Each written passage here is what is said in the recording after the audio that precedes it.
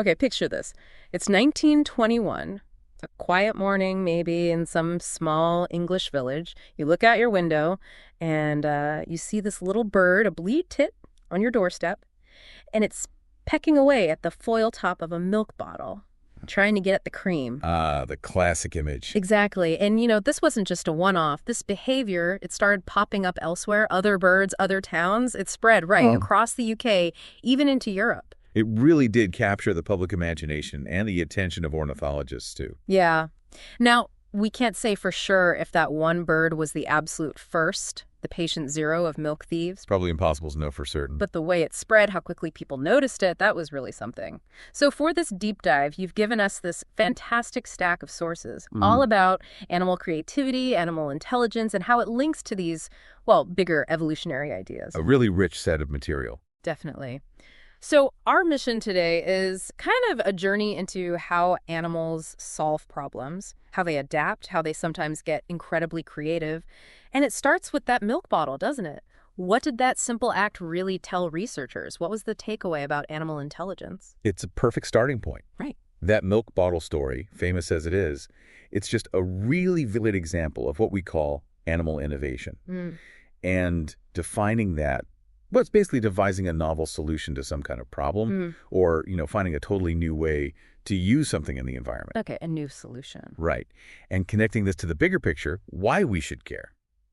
Understanding this isn't just like collecting fun animal facts, though they are fun. They are. But it's actually pretty pivotal, we think, for understanding how human cognition evolved, even the roots of human culture. It's almost like a shortcut, in a way, to seeing where our own creativity might have originated. Okay, let's dive into that, because the sources you shared show it goes way, way beyond milk bottles. The diversity is incredible. Oh, absolutely. Like orangutans, they figured out these really clever ways to get palm hearts out of thorny trees, which sounds difficult. Very difficult. And dangerous. Potentially. Requires dexterity, planning, maybe. Right. Or, this is a bit darker, a herring gull that apparently invented a method for catching rabbits. Oh, yes, I remember reading about that one. It would drop them onto rocks or even drown them. Pretty morbid, but definitely novel. An innovation, nonetheless. A grim one, perhaps, but effective for the gull. And then there are, more charming examples. Japanese macaques playing with snowballs. Just for fun, it seems. Play is often a hotbed for innovation, actually. Right. Trying things out in a low-stakes context. That makes sense. And slightly less charming, a rook eating frozen human vomit. Well, resourcefulness takes many forms. Finding nutrition where you can. An unconventional food source, certainly. Definitely unconventional, but maybe the most striking example for me was Mike the chimpanzee. Mike and the kerosene cans. A fantastic story. Yeah, he becomes the alpha male, super quickly. Not by fighting, which you'd expect. Yeah. No physical confrontations needed. He just grabbed these 2 empty kerosene cans and banged them together. Made this incredible racket, intimidated everyone. The brilliant piece of psychological warfare, essentially. Using tools to create a dominance display. Pure innovation. And it worked. Rose right to the top. Then you have lemurs and baboons, independently coming up with the same trick for drinking. The tail dipping, yes. Fascinating case of convergent evolution and behavior. So they'd hang there, dip their furry tails into water they couldn't reach, then squeeze it into their mouths. Exactly. A clever workaround for a physical limitation. And finally, something relatable for us humans. The Trinidadian Carib grackles dunking their food. Like dunking cookies. Softening it up, perhaps, or washing it. Again, modifying a food source using a new technique. So these examples are amazing, but the big question is, what makes an animal do that? Devise something totally new? Where does that aha moment come from? That really is the core question. And it's where the science had to move beyond just collecting these, fascinating anecdotes. I mean, people noticed animals doing novel things for ages. Early psychologists like Thorndike with his cats getting out of puzzle boxes. The law of effect, right? Exactly. And Skinner with his Skinner boxes. They saw animals stumble upon new behaviors through trial and error, which then got reinforced. So the basic idea was there. Yeah. Animals generate new stuff, and learning refines it. Okay, so why was innovation itself as a topic kind of ignored for a while? Well, a few reasons. It often seemed too rare, too unpredictable to study in a controlled way. How do you design an experiment around something that might only happen once in a blue moon? Right, you could be waiting forever. Exactly. So the focus tended to shift more towards social learning, how behaviors spread once they appear, which is also crucial, of course. So how did they correct that problem? How do you study the aha moment itself? The big shift, arguably, came from a paper in 1985 by Hans Kummer and Jane Goodall. Oh, wow, big names. Huge names. And they suggested basically stop waiting for it to happen. Introduce the problems, give the animals specific ecological and technical challenges, and see who comes up with solutions. Ah, so set them up with puzzles. Essentially, yes. And that experimental approach really took off. It allowed for systematic study, and that led to a more formal working definition. And animal innovation is generally considered a new or modified learned behavior or manufactured resource not previously found in the population. Right, new or modified, learned, not previously found. Got it. And importantly, it has to be functional. It has to do something useful, not just a random quirk. Why does that definition, that focus, matter so much? Because innovation turns out to be really critical for survival, especially when environments change. Think about species introduced by humans to new places. Okay. Studies have shown that the bird species that are more innovative are significantly more likely to survive and establish populations in those new, unfamiliar habitats. They can figure things out. Ah, so innovation equals resilience, adaptability. To a large extent, yes. It provides behavioral flexibility when the old ways don't work anymore. Okay, so once researchers started using these controlled experiments, these puzzle boxes and things, what did they find? Like, who are the innovators? Are there patterns? Yes, definitely patterns started emerging. Rachel Kendall's work with callitriid monkeys, marmosets, tamarins was really illuminating. Right, the zoo studies with puzzle boxes. Exactly. And the common assumption might be, oh, the young ones, they're playful, they explore more, they'll be the innovators. Yeah, that makes intuitive sense. But Kendall found the opposite, actually. Yeah. It was the older, more experienced monkeys who were significantly more likely to be the first to solve the puzzle tasks. Really, not the young explorers. The young ones often explored first, yes, touched the apparatus more, but the older ones were the ones who actually cracked it. It suggests that maybe innovation isn't just about novelty seeking, but often requires drawing on existing knowledge, existing skills to create something new. Huh. So the kids learn from the adults afterwards. It seems so. The youngsters were very good at socially learning the solution once an older individual had figured it out. Interesting. And did she find differences between the species she looked at? Yes, clear differences. The lion tamarins in particular stood out.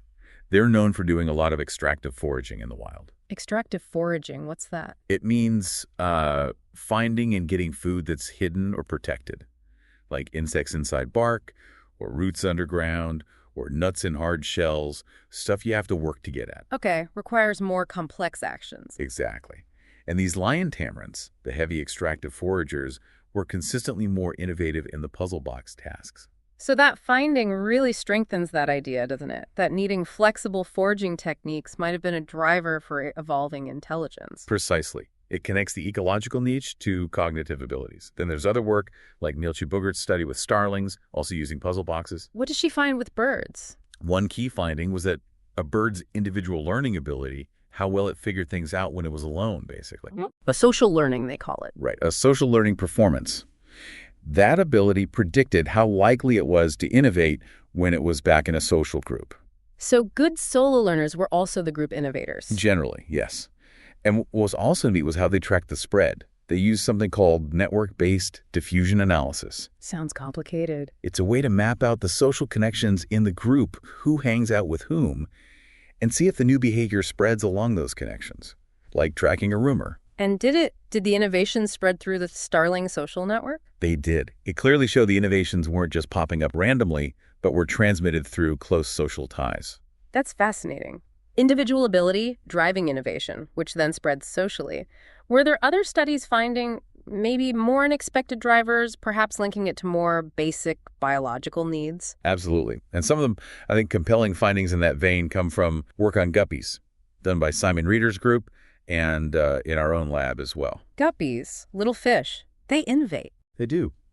And we found really consistent patterns in who the innovators were. Okay, tell me. Innovators were more likely to be female than male. They were more likely to be hungry, food deprived. And often they were the smaller fish in the group. Females, hungry and smaller. That's not immediately obvious why. Is it just that they're cleverer? Well, that's the interesting part. We think it's less about raw cleverness and more about motivation. Motivation? How so? Think about female guppies. They invest a lot of energy into reproduction. They give birth to live young, which is costly. So finding food consistently is incredibly important for their fitness, their success in having offspring. Right, they need the resources. I always need the resources. So they seem to be constantly motivated to solve foraging problems, regardless of whether they just ate. They perform well on these tasks pretty much all the time. Okay, so females are driven by the need for resources for reproduction. What about the males? Males are different.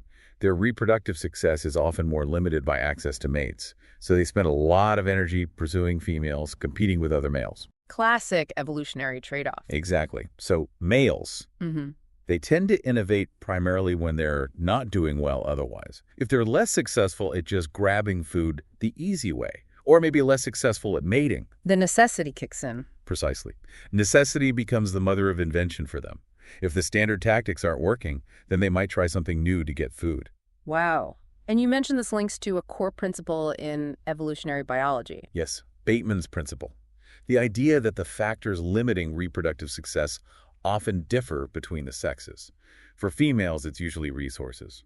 For males, it's often mating opportunities. And that difference drives different motivations for innovation. It seems to explain the guppy results really well. It's not just about cognitive capacity, but about the underlying biological drives. That guppy data is really something. It forces you to think broader, doesn't it? Problem solving isn't always about being the smartest in the room. Sometimes it's just about sheer persistent drive, maybe born out of need. Exactly. It adds another layer to the picture. So let's connect these dots. We have birds opening milk bottles, chimps using tools for intimidation, monkeys learning from elders, monkeys innovating out of necessity. How does all this help us understand us, our own cognitive journey? Yeah, this is where it gets really exciting, connecting animal innovation to human evolution. There's a big idea proposed years ago by a biochemist named Alan Wilson called the cultural drive hypothesis. Cultural drive? Wilson's idea was basically this. Animals invent new behaviors, right? Innovations. And if these innovations spread socially, through learning. Like the starlings or the monkeys. Exactly. Then the whole group can start exploiting the environment in new ways, maybe accessing new food or dealing with new predators. And that new environment created by their own behavior puts new selective pressures on them. Ah, so the behavior changes the environment, which then influences evolution. Right. And Wilson speculated that this process could favor larger brains, because bigger brains might be better at innovating and learning socially, creating this positive feedback loop. Behavior drives brain evolution, which allows for more complex behavior. That's the core idea, a feedback loop.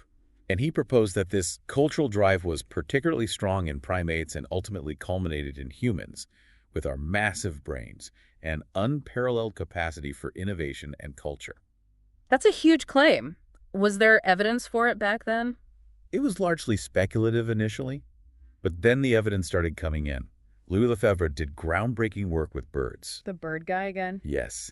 He compiled this huge database, over 2,000 reported instances of foraging innovations in birds from ornithology journals worldwide. Wow, that's a lot of bird observation. Monumental effort. And when he analyzed it, he found a really strong positive correlation between the frequency of innovation reported for a bird species and its relative brain size. Big-brain birds innovate more. Okay, that's pretty direct support for Wilson's idea, at least in birds. It was huge, a major piece of evidence. Then, building on that, Simon Reeder took on an even more Herculean task for primates. He compiled a primate innovation database. He did. Over 500 examples of innovation foraging, tool use, social tactics across 42 different primate species. Another massive undertaking. And what patterns did he find in primates? Did they match the monkey studies? They did, remarkably well. He confirmed things we saw experimentally. Older adults tend to innovate more, for instance. Consistent with Kendall's work. Yes, and also that lower status individuals sometimes innovate more, especially in foraging. Again, that necessity is the mother of invention idea popping up. Like the less successful male guppies. Kind of analogous, yeah. He also found males innovating more in certain contexts, like sexual displays or aggression, which again fits with Bateman's principle and differing selective pressures. Okay, so the individual patterns held up. What about the big picture? the brain size link. That was the crucial test. And Reader found, even after controlling for things like how much research effort had been spent on each species or their evolutionary relatedness. Right, controlling for potential biases. Exactly. He found a strong, significant correlation between the rate of innovation in a primate species and their rate of social learning and their relative brain size. Wow. So innovation, social learning, and brain size all tied together across dozens of primate species. Precisely.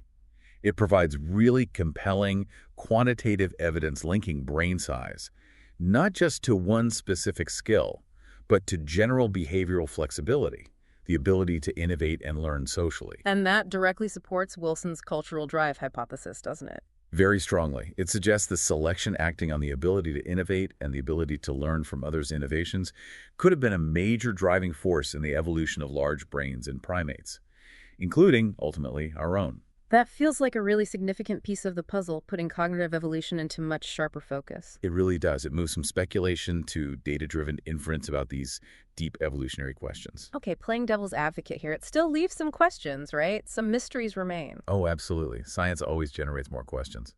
Like, if relatively small-brained animals, you mentioned fruit flies, can innovate, the guppies innovate and learn socially if they can do it, why did primates need these huge, metabolically expensive brains for basically the same skills? That's a fantastic question.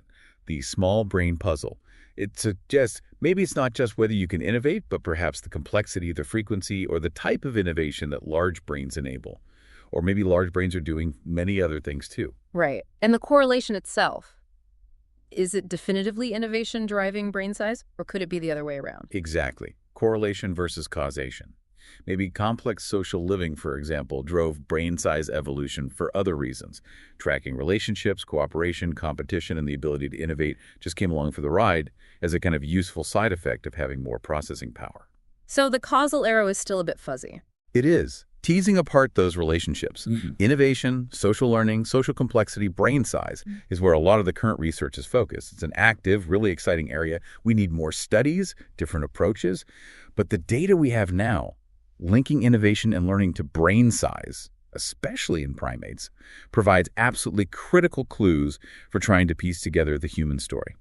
Okay, so as we wrap up this deep dive, it's been fascinating. We've gone from that seemingly simple image of a blue tit stealing milk, A potent image. all the way to these really complex ideas about brain evolution and the roots of culture. We've seen the incredible range of animal ingenuity, chimps with cans, lemurs with tails, gulls with, well, unusual hunting methods. A testament to life's creativity. And how researchers move from just collecting stories to systematically testing who innovates and why, revealing these patterns related to age, experience, ecology, even basic motivation like hunger or sex drive. Uncovering the underlying mechanisms. And the big payoff, really, is seeing that compelling link, especially in primates, between innovation, learning from others, and brain size. It gives real weight to the idea that our own intelligence might have been shaped by this drive to find new solutions and share them. A powerful framework for thinking about our origins. So here's a final thought, something for you listening to maybe chew on. We heard repeatedly that necessity often seems to be a driver of innovation in animals. The low-status monkey, the hungry guppy. What might that tell us about the conditions that best foster creativity and new solutions in human societies? Does need always drive invention for us too? Or is it more complex? Maybe think about your own experiences, your own observations. That's a great question to ponder. And meanwhile, the research continues. Studying animal innovation keeps unlocking these fundamental insights into intelligence, into adaptation, into the winding evolutionary road that led to human creativity. So yeah, keep your eyes peeled when you're out and about. Look at the squirrels, the pigeons, the crows. You never know when you might spot the next great animal